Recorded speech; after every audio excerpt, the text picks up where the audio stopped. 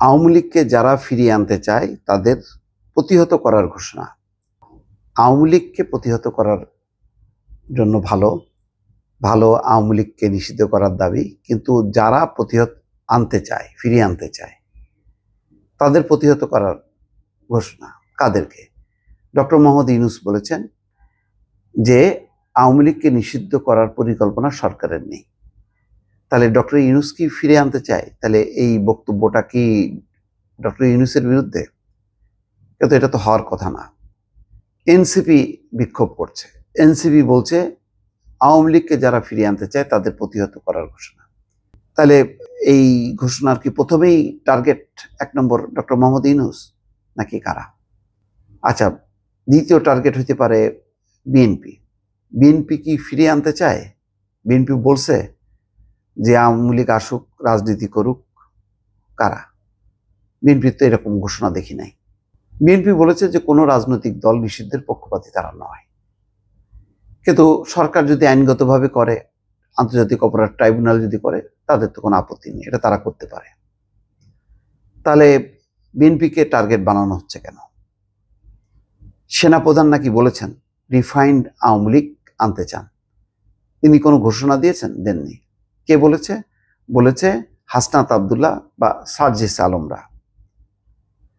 তো এরকম ঘোষণা উনি যখন বলেননি, আর উনি তো বলেননি যে এই আওয়ামী লীগকে, উনি বলছেন রিফাইন্ড আওয়ামী লীগ। তো বুঝলাম যে নামেই হোক কোনো আওয়ামী লীগ মানে আনতে দেওয়া যাবে না, তাহলে তাদেরকে প্রতিহত করা হবে। তাহলে কি সেনাপ্রধানকে প্রতিহত করা হবে? সেনাপ্রধানকে যে প্রতিহত করা হবে, সেনাপ্রধান কোথায় কোন জায়গায় এই মুখ দিয়ে এটা কথা বলছে? হাসনাত আবদুল্লাহ এবং সার্জিস আলমের কথার উপর ভর করেই প্রতিহত করতে হবে। কাকে শত্রু বানানো হচ্ছে? আমার কথা হলো যে আওয়ামী লীগকে নিষিদ্ধ করা, আওয়ামী লীগ নির্বাচনে অংশ না নিতে পারা, এটা তো অবশ্যই যাদের হাতে এখনো মানুষের রক্তের দাগ আছে, তারা কিভাবে রাজনীতি করে, কি কোন মুখে তারা করবে, এটা তো একটা শুধু আইনগত ব্যাপার না, একটা নৈতিক প্রশ্ন।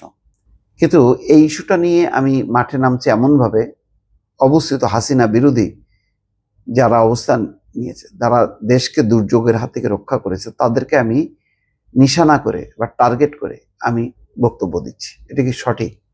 এটা কি মানে জাতীয় ঐক্যে বিভাজন তৈরি হচ্ছে কিনা, এটা চিন্তা করার দরকার। আজকে দেখা যাচ্ছে খামারবাড়ি এলাকায় বিক্ষোভ সমাবেশ করেন এনসিপি নেতা কর্মীরা। এনসিপি বৃহত্তর তেজগাঁও এবং শেরেবাংলা নগর জোনে এই বিক্ষোভ সমাবেশ করে। কর্মসূচির শুরুতে তারা এই এলাকায় ভালো করুক, তারা সমস্যা নেই, কিন্তু আওয়ামী লীগকে নিষিদ্ধ করার দাবি জানাতে যে মানে নিজেদের মধ্যে বা এক পক্ষ আর এক পক্ষকে, যারা হাসিনা বিরোধী আন্দোলন সংগ্রাম পতনের জন্য লড়াই সংগ্রাম করেছে লম্বা সময় ধরে, তাদেরকে প্রতিপক্ষ বানানো আকারে ইঙ্গিতে, এটা কি ঠিক কিনা? দর্শক, এই প্রশ্নটা রাখলাম। ভালো থাকবেন। আল্লাহ হাফেজ।